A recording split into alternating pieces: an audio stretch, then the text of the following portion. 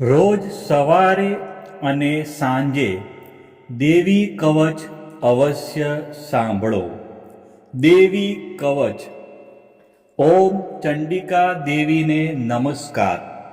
માર્કંડેયજીએ કહ્યું, હે પિતામહ, જે આ સંસારમાં પરમ ગોપનીય અને મનુષ્યનું બધી રીતે રક્ષણ કરનારું છે, અને જેને તમે અત્યાર સુધી બીજા કોઈ સામે પ્રગટ ન કર્યું હોય એવું કોઈ સાધન મને કહી બતાવો.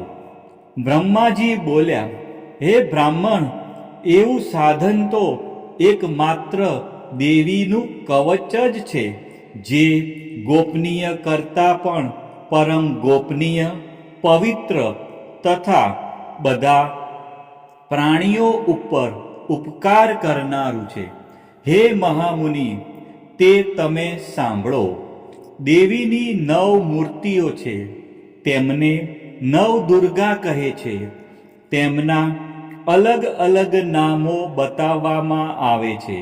પહેલું નામ શૈલપુત્રી છે, બીજું નામ બ્રહ્મચારિણી છે, ત્રીજું ચંદ્રઘંટાના નામે પ્રસિદ્ધ છે, ચોથી મૂર્તિને કુષ્માંડા કહે છે, પાંચમી દુર્ગાનું નામ સ્કંદ માતા છે, છઠ્ઠી દુર્ગાનું નામ કાત્યાયની છે, સાતમું સ્વરૂપ કાલરાત્રિ, આઠમું સ્વરૂપ મહાગૌરી અને નવમી દુર્ગા એટલે સિદ્ધિદાત્રી.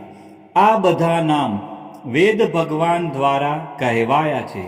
જ્યારે કોઈ મનુષ્ય અગ્નિથી સળગી રહ્યો હોય, યુદ્ધ ભૂમિમાં શત્રુઓથી ઘેરાઈ ગયો હોય, સંકટમાં ફસાઈ ગયો હોય તેનું, તથા કોઈ ભયથી ડરી ગયો હોય અને દુર્ગાનું શરણ લીધું હોય તેનું ક્યારેય કોઈ અમંગળ થતું નથી.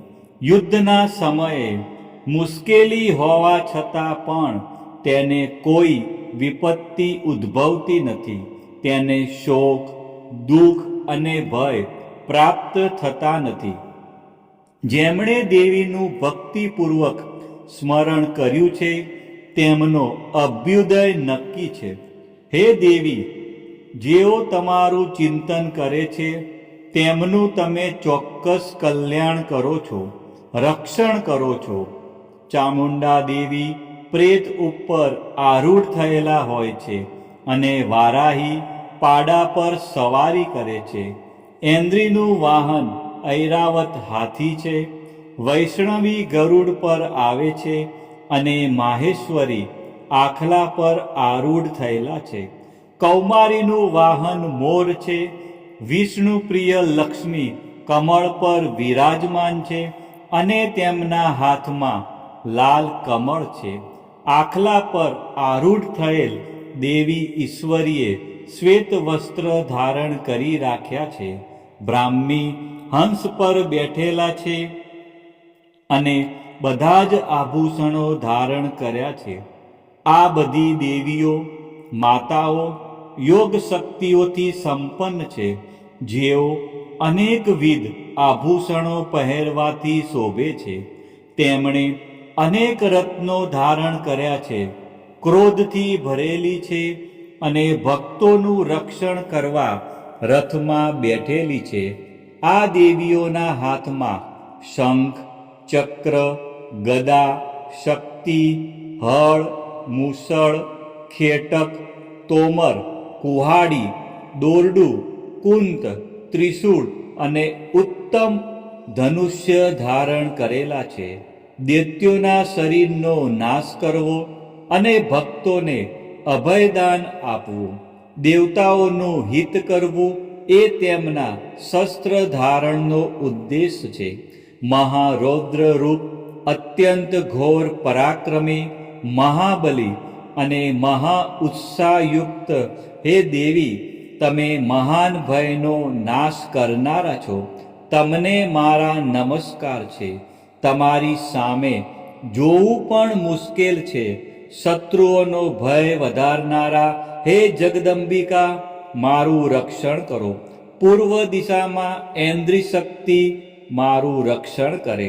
અગ્નિ ખૂણામાં અગ્નિશક્તિ, દક્ષિણ દિશામાં વારાહી તથા નૈઋત્ય ખૂણામાં ખગધારિણી મારું રક્ષણ કરે. પશ્ચિમ દિશામાં વારુણી અને વાયવ્ય ખૂણામાં હરણ પર સવારી કરનારા દેવી મારું રક્ષણ કરો. ઉત્તર દિશામાં કુમારી અને ઈશાન ખૂણામાં શૂલધારિણી મારું રક્ષણ કરો. હે બ્રહ્માણી, તમે ઉપરની બાજુએ મારું રક્ષણ કરો. હે વૈષ્ણવી, તમે નીચેની બાજુએ મારું રક્ષણ કરો. આ જ પ્રમાણે શબ જેનું વાહન છે તે ચામુંડા દેવી દસે દિશાઓમાં મારું રક્ષણ કરો. જયા આગળની બાજુએ અને વિજયા પાછળની બાજુએ રક્ષણ કરે. ડાબા ભાગે અજિતા દેવી, જમણા ભાગે અપરાજિતા મારું રક્ષણ કરે. ઉદ્યોતિની શિખાનું રક્ષણ કરે અને ઉમા મારા મસ્તક પર વિરાજિત થઈને મારું રક્ષણ કરે. માલાધરી દેવી મારા કપાળનું અને યશસ્વી મારી ભમરોનું રક્ષણ કરે. ત્રિનેત્રા ભમરોના મધ્ય ભાગનું અને યમઘંટા દેવી નાસિકાઓનું રક્ષણ કરે. શંખીની બંને આંખોના મધ્ય ભાગનું રક્ષણ કરે અને દ્વારવાસીની કાનોનું રક્ષણ કરે. કાલિકા ગાલોનું તથા સાંકરી કાનોના મૂળ ભાગોની રક્ષા કરે. સુગંધા નાસિકાઓની અને ચર્ચિકા દેવી ઉપરના હોઠનું રક્ષણ કરે. અમૃતકલા નીચેના હોઠનું અને સરસ્વતી જીભનું રક્ષણ કરે. કૌમારી મારા દાંતોનું અને ચંડિકા કંઠ ભાગનું રક્ષણ કરે. ચિત્રઘંટા ગળાની ઘંટિકાનું અને મહામાયા તાળવાનું રક્ષણ કરે. કામાક્ષી દાઢીનું અને સર્વમંગલા મારી વાણીનું રક્ષણ કરે. નીલગ્રીવા કંઠના બહારના ભાગનું અને અન્નનલિકાનું કૌબેરી દેવી રક્ષણ કરે. ખગીની બંને ખભાઓનું અને વ્રજધારિણી મારા બંને બાહુઓનું રક્ષણ કરો. દંડીની દેવી બંને હાથોનું અને અંબિકા આંગળીઓનું રક્ષણ કરે. શુલેશ્વરી નખોનું રક્ષણ કરે અને કુલેશ્વરી કુખ પેટનું રક્ષણ કરો. મહાદેવી બંને સ્તનોનું અને શોક વિનાશિની મનનું રક્ષણ કરે. લલિતા દેવી હૃદયનું અને શૂલધારિણી ઉદરનું રક્ષણ કરે. કામિની નાભીનું અને ગુહેશ્વરી ગુહ ભાગનું રક્ષણ કરો. પૂતના અને કામિકા લિંગનું અને પાડાને વાહન બનાવનાર દેવી ગુદાનું રક્ષણ કરે. ભગવતી કટી પ્રદેશનું અને ઘૂંટણોની રક્ષા વિંધ્યવાસિની કરે. સર્વ કામનાઓ પૂરી કરનારા દેવી જંગાઓનું રક્ષણ કરે. નારસિંહ દેવી પિંડીઓનું રક્ષણ કરે. તેજસી બંને પગોના પૃષ્ઠ ભાગનું રક્ષણ કરે. શ્રીદેવી પગોની આંગળીઓનું અને તલવાસિની દેવી પગના તળિયાનું રક્ષણ કરે. પોતાની વિકરાળ દાઢોથી ભયંકર દેખાતા કરાલી દેવી નખોનું અને ઉદ્ધવકેશીની દેવી વાળનું રક્ષણ કરે. કૌબેરી રૂવાંટીના છિદ્રોનું અને વાઘેશ્વરી ત્વચાનું રક્ષણ કરે. પાર્વતી રક્ત, મજ્જા, વસા, માંસ, હાડકા અને મેદનું રક્ષણ કરે. કાલરાત્રિ આંતરડાઓનું અને મુકુટેશ્વરી પિત્તનું રક્ષણ કરે. પદ્માવતી કમળ કોષોના મૂળ આધારનું અને ચૂડામણી કફનું રક્ષણ કરે. જ્વાળામુખી નખોના તેજનું અને અભેગા સમસ્ત સાંધાઓનું રક્ષણ કરે. હે બ્રહ્માણી, તમે મારા વીર્યનું રક્ષણ કરો.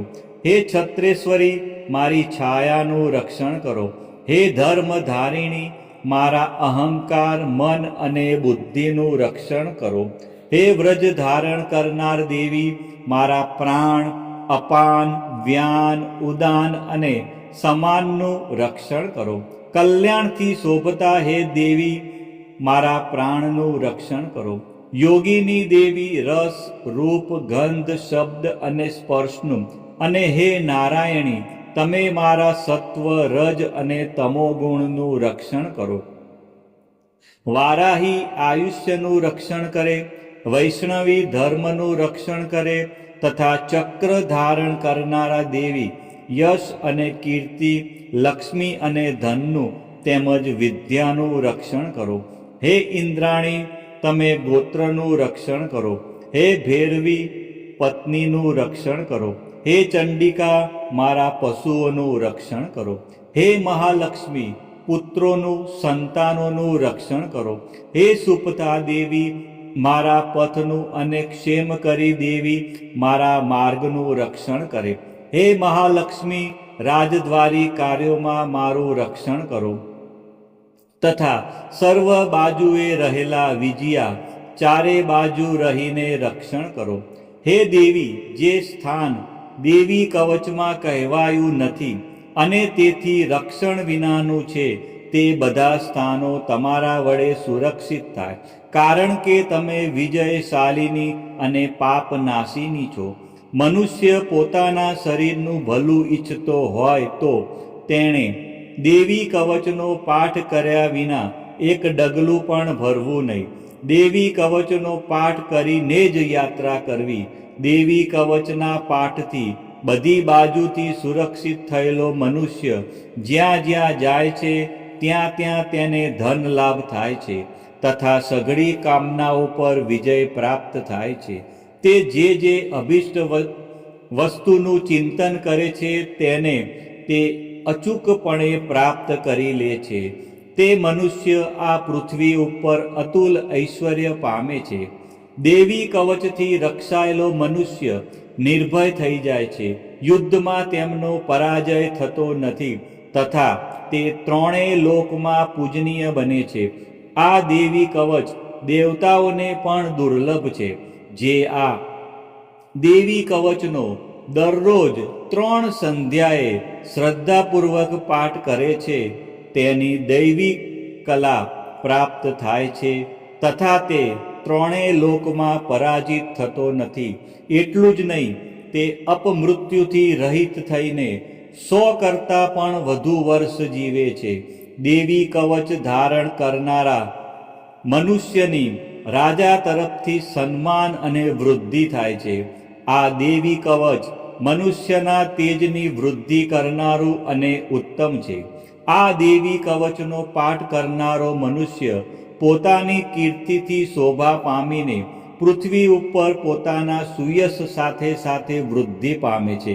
જે પહેલા દેવી કવચ કરીને સપ્તસતી ચંડી પાઠ કરે છે તેની જ્યાં સુધી વન પર્વત હોય ત્યાં સુધી તે આનંદથી યુક્ત આ પૃથ્વી ઉપર રહે છે. તેના પુત્રો પૌત્રો સંતાન પરંપરા બનેલી રહે છે. પછી દેહાંત થતાં તે મનુષ્ય મહામાયાની કૃપાથી નિત્ય પરમપદને પામે છે.